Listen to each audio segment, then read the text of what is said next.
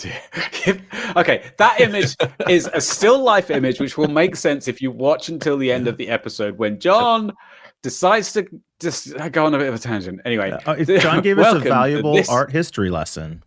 I did. Yes. As just part of today's roundup of articles written by AI for AI this to is deliver. History, about okay? AI. Oh my God, I give up. Just watch the episode, just subscribe and like, and we'll like you back.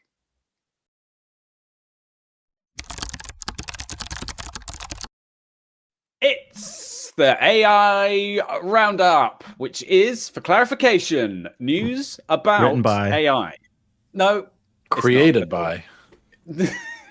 Delivered by. John, stop egging him on. This is not funny, guys. This is very serious. Okay. Very serious part Peter, of our week. If we're going to talk about AI, I think we should just get into it.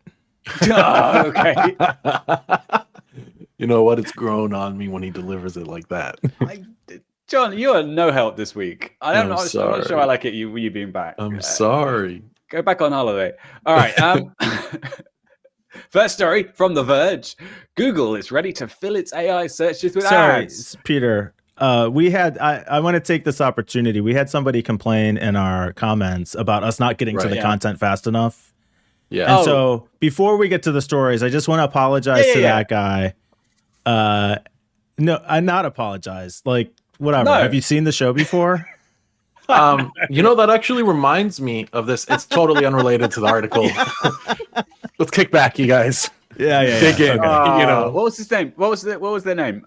It was. Do live research. Don't call him out on. call him out on the air. All right. Oh, this is actually quite a good username. Handle needs 3 characters or more. Is what they were called. That's clever. Damn, that's a whole lot of words to say nothing. 4 minutes in, and so far it's 10 parts of banter and 1 part of info.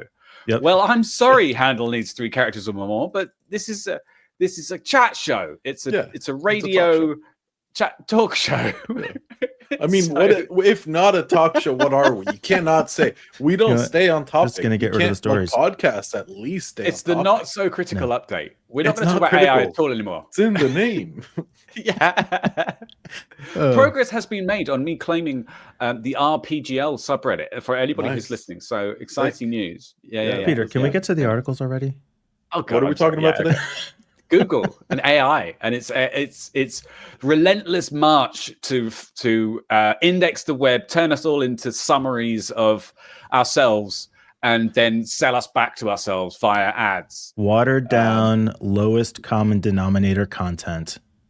Yes. Am I even like? Not this show. It the internet. feels.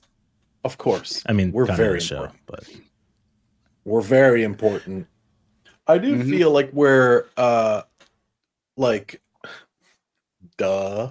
You know, if it's not going to be Google, like first, like who else, right? The only one I could think of other than Google who would have shoved ads into AI would have been like Facebook, probably would have been my guess. You know, Meta. What would be Microsoft cool, kind of has like a. Sorry, go on. It would be cool if the AI was actually trained to just slip in low key That's what it's. interstitial And ads. this is how AI is going to be ruined. It's going to be so fucking biased towards products, right? Like the highest bidder wins kind of thing. Like, what is a good KitchenAid? And then it's going to be like, oh, you're asking about KitchenAids. Here's my top suggestion. Have you heard of this non-related kitchen thing that isn't a KitchenAid that you should buy? It's currently on sale, flash sale right now, $10. Like if you buy it right now, like that's how it's going to be. And AI will just end up being a be clickbait listicle generator. Yeah.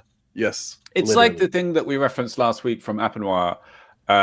He of Tailscale fame, who wrote the article about targeting being rubbish. Like so much data is harvested from people, and the ads are still bad. The algorithm doesn't work very well. Like, okay, so there's this YouTube creator called Ashens, and he does these funny little videos where he has the camera pointed at his sofa, and you just see his hands most of the time. And he does things like eat 50-year-old sweets and unpack like returned electrical items, and I don't know, done a bunch of weird stuff, and just do like a little commentary thing. And I watched 3 or 4 videos; they were great. And now I did I loaded my homepage and I did a search for Ashens, and there were 12 of his videos on my homepage. Like, I do watch other things as well. It's just, Jesus. It is. I mean, that's just the YouTube problem. Everyone complains about this on YouTube, is that like you watch one thing that you click on, right? Like blacksmithing, and then YouTube's like, you love blacksmithing. But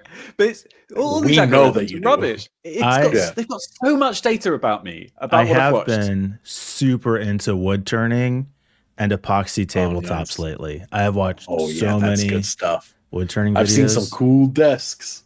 I know. There's this one guy who like epoxied lights into his wooden like slab, but then like the lights will run out eventually. Like, I saw that one. That was amazing. That's the first thing that came to mind. I was like, you're gonna, in a year, it's just not gonna turn on anymore. Like, we are really getting upset. Handle needs 3 characters or more with this banter here. So come on, we better get on to the next story. Yeah. Hopefully he subscribed. They subscribed. I hope they subscribed. I maybe should have moved this one back. Actually, yeah, let's come back to that one. Okay, let's talk about. So this, Peter, you highlighted just because of the idea of like the generative AI search summarizer. One of the things that was mentioned in the article before about Google pumping money into AI is that they are presenting like summaries of things at the top, and the snippets thing that we're all familiar with, I think, which is like answers your question but doesn't really. It takes the data from all sorts of different places and is often completely wrong. But I wanted to point out that Brave Search have been doing this for quite some time and are actually really good. And they have a thing where it answers your questions. So if you ask, like, how long is a year, I put in, and it says a year on Earth is blah, blah, blah, and tells you some facts about a year. But it also gives you sources from where it's from. And when you highlight over different parts of the summary, which is Mike is going to do now for your edification. Sorry, audio listeners. You can see which bits came from which source, and it's really kind of cool. So wanted to give them a bit of a shout. Looked at this and was bored before I even figured out what the answer was. Oh, okay. This is a wall of text. A year on Earth lasts 365.24 days, according to Astronomer Source File. You're confusing Mike. Here's how you do it. Simple. Sorry. Here's how you do it. If you ask Google the same question, boom, 365 days. Like, yeah, it's got all the other information, whatever, but just answer the fucking question. Put it up front. Okay. All right. Fine. Moving on. Bad Apple example, is apparently spending billions in secret AI development. maybe more. Yeah. This is such a say, no, but if it feels kind of okay. This is like the Byte is like writing like X, not Twitter. X tech company working on secret X technology. it's like, Adlibs, isn't it? Mad Libs. Huh. Wow. You could literally enter in, like, remove Apple, remove AI, and insert whatever the fuck you want that is like hype this year, that year, and like tech companies are doing it. Like, yeah, these big tech companies have R&Ds. Like, they have research and development labs that are going to be working on secret AI development, spending billions, I guess. This is like an article written by ChatGPT. Well, what I liked about the article, so they say they're investing in it because of Alexa and or not Alexa, probably not Alexa, because of Siri. Yeah, Alexa. That makes sense. Which makes perfect sense. But then in the article, they go on to talk about, Apple's history of, well, maybe they're coming late to the game like they did with the iPhone and then dominate the market. Or maybe they'll spend billions on research and never launch the product like they've done with their smart car. Or maybe it's just total vaporware. I don't know. Who knows? Yeah. Could be anything. I like the bit where you're so right. I like the bit where they said, Apple's known for its secretive products and sometimes comes up with amazing things, though. Anybody remember the little thing called the Apple iPod? Like, because it was, I was like, the example you give is something they came up with like 20 years ago. That's the best example you can give. Like, no, but I mean, they've innovated, right? Like, weren't they the first proper smartwatch? Right? Wasn't the Apple Watch the first one? I think they did the classic Apple thing of like wait until it's proven itself and then spend a year, bring out something a year later that's better than everything else. Yeah, maybe. I mean, there were other. The Galaxy S3 was a established smartwatch on the market. Apple's benefit is they have the just brand recognition behind them. So maybe you could say that. Yeah. Or what about Apple TV? Apple TV, wasn't that like the first one? I mean, hang After on. Fire Stick, When I did thought the maybe, I don't know. Chromecast come out? 2013. When did Apple Apple TV came out before then, I TV think. come out? It came out March 2007. Oh, yeah. okay. Really? Do that long ago? Yeah. Yeah, Yeah, damn. apparently. Because it had apps, you know, and you could Okay. like mirror from your phone on Wi-Fi. It was good job, really Apple, good. This is I where guess. you come for fact. I always remember thinking that the Apple TV was just a gimmick that nobody would ever want. Apple TV was great. You could have YouTube Oh. on your TV. I was obviously That proven was wrong. before smart TVs too. I had 1 year where I was good at predictions, and that's it. That's it for me for my lifetime. I'm no longer going to try and predict anything. And then, Right. like, yeah, all right, we can move on from Apple. What else? Do we have any more stories? Yeah, We do. So, has anything else happened in AI? The reason I put this one up and moved it back is because the main thing I took away from this article was they were talking about publishers concerned about protecting their content from being indexed by the AI. Specifically, the like big news sites are going to be affected by this. And in the article, they point out that the only way to not have your site indexed by for AI purposes is also not to have it indexed for search purposes, which is kind of shitty. But that's Google's model, so whatever.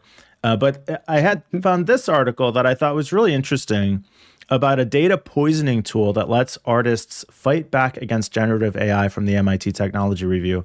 And basically, it's watermarking digital art in a way that only the AI can see, that basically makes it look like junk. And I thought that was a really fun way to strike back. Interesting. I actually think that an easy way for these big news sites to fight back is to do something very simple, like insert white text into their That's how the Apple Vision articles. prompt injection works. Yeah. There's a version, so Apple Vision, sorry, Chat GPT Vision prompt injection, where the prompt injection is white, very light gray text on a white background that you can't see, but it overrides the like prompt. Basically, it's kind of clever. Yeah. I had something I was going to say, and I currently forgot what it was.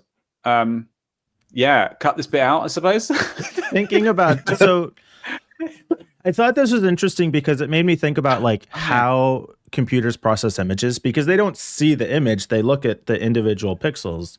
But then if you think about what they do with image recognition for CAPTCHA kind of things, that's actually pretty impressive. I think it would be interesting to ask an AI image recognition program to say, identify the watermarking in this, identify the data poisoning in this image, and see how well it does. Yeah, and then if it that's doesn't actually do a very really well, good example. If you can teach it, if you have a large enough set of data poisoned images, right, you can actually teach it to identify and probably even filter out the poison, right? Like, and this is now going to be the new ad company, tracker blocking, track company, cat and mouse, right? Exactly. Where 100%. You're constantly going to be fighting against the data collection that is occurring. Yeah. It's not going to last long, was my first thought. Was, okay, cool, they've developed this cool new technique. And now just train an LLM on that technique. Yeah, and exactly. It won't work anymore. Also like the image for the article that's kind of like this nice photograph of like cheeses and fruits and stuff, but then overlaid is like mold and poison. I forget what it's called. Fuck. That's a type of art, like that, the whole like fruit basket with like molded cheese. That's like a whole, like, I think it's like I believe the holy cheese is Swiss cheese. Renaissance. It's like Renaissance. Oh my god, what is it called? It's like two birds in a fruit basket or something. Okay, right. We'll so wait. Go ahead, John. Yeah. So, Mike, how's your week been? It's been all right, yeah? You've had a good one. It's called still life paintings. That's tomorrow's article. Still life is just life that's like an apple. Isn't every photograph like still life? No, literally. Here. You can pull it up actually. Here, I'll put it in our Discord. All right. Thanks for watching, everybody. Have a good weekend. See you Friday. See you Monday.